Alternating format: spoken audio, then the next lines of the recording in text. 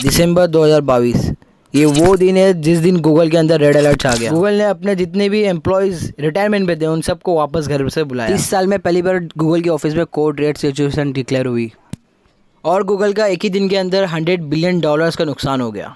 $100 billion. कुछ काम जान लेते जो चैट जीटीपी सबसे ईजी तरीके से कर सकता है और वो काम के लिए हम लाखों रुपए की पढ़ाई स्टडीज़ करके उस मुकाम पे पहुंचते हैं, बट चैट जीटीपी कुछ ही सेकंड में वो काम करके दे रहा है।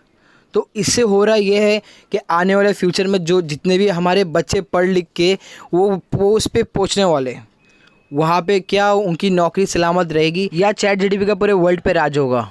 तो यहाँ पे गूगल और चैट जीटीपी का फ़र्क बता देते हैं आप। गूगल पे या उसके अलावा और भी काफ़ी इंटरनेट की साइट पे अगर आप कोई चीज़ मांगते थे तो वो आपको हिस्ट्री या फिर कहीं पे भी कोई भी कंप्यूटर में वो नॉलेज अगर है तो वो अगर उसके पास अवेलेबिलिटी है निकाल के देने की तो आपको वो हिस्ट्री या जो भी आपका पॉइंट है वो निकाल के देता था। बट यहाँ पे चैट जीटीपी खुद का क्रिएट करके दे रहा है आपको, यानी कि ये तब नए सिरे से आपको लगा के दे रहा है, नए सिरे से बना के दे रहा है।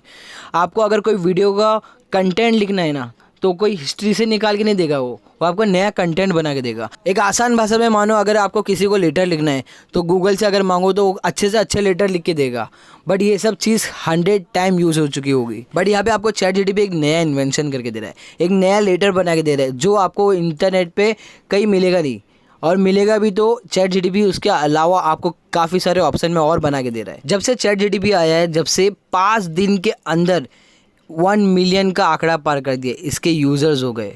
ये यूज़र्स का रिकॉर्ड आज तक कोई नहीं तोड़ा, इतना यूज़र्स आज तक कोई नहीं बनाया। नेटफ्लिक्स भी आया था तो उसको 1 साल लग गए थे 1 मिलियन यूज़र्स क्रिएट करने में, और इंस्टाग्राम को 2 साल लग गए थे ये रिकॉर्ड बनाने में। तो चैट जीटीपी सबको हिला के रख दिया है आते बराबर। तो हम बात करते हैं चैट जीटीपी है क्या।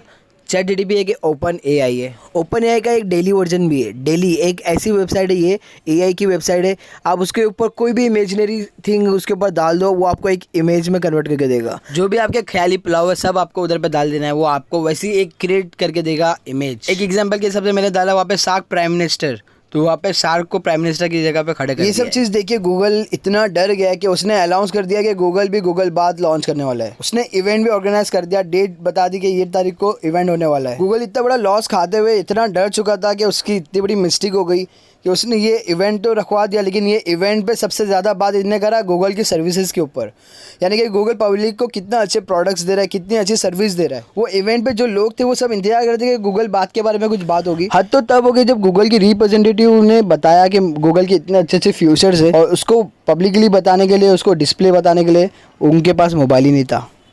We are missing the phone. ये लोग काफ़ी कंफ्यूज लग रहे थे, तो हर पब्लिक हैरान थी कि यहाँ पे इतनी बड़ी कंपनी इतनी लापरवाही कैसे बरत सकते हैं। इतनी बड़ी कंपनी जो पूरी दुनिया पर इस चीज़ ने गूगल के जो इन्वेस्टर्स थे उनको नाराज़ किया। फिर हुआ सेकंड फियास्को। हद तो तब हो गई जब गूगल बात से पूछा गया कि एक 9 साल के बच्चे को, जिस पे गूगल बात ने गलत जवाब दिया। वेबस्केप टेलीस्कोप ने सबसे पहले सोलर सिस्टम के बाहर जाके पिक्चर ली, और हालांकि ये आंसर सबसे गलत था। ये आंसर गलत था क्योंकि इसकी इन्फॉर्मेशन नासा ने दे चुकी थी। जिस कंपनी के सर्च रिसर्च पे हम इतना रिलाई करते, इतना भरोसा आँख बंद करके करते, और वो ऐसे जवाब देने लगे तो हम क्या ही भरोसा करेंगे उस पर। इस रिजल्ट को देखते ही गूगल के 8% शेयर्स डाउन हो गए इसके, और $100 बिलियन का नुकसान हो गया। ये बात तो साबित होती है कि गूगल बात अभी जीटीपी को टक्कर देने के लिए तैयार नहीं है। और गूगल पे हम 30 सालों से भरोसा कर रहे हैं। और बात करते हैं चैट जीटीपी नौकरी कैसा खा रहा है और उसके बिजनेस आइडियाज़ कैसे लगाने वाला है। सबसे पहले बात करें हमारी गवर्नमेंट के। हमारी गवर्नमेंट एआई को यूज़ कर रही है काफ़ी सालों से, बट वो एक अलग लेवल पे यूज़ करती थी।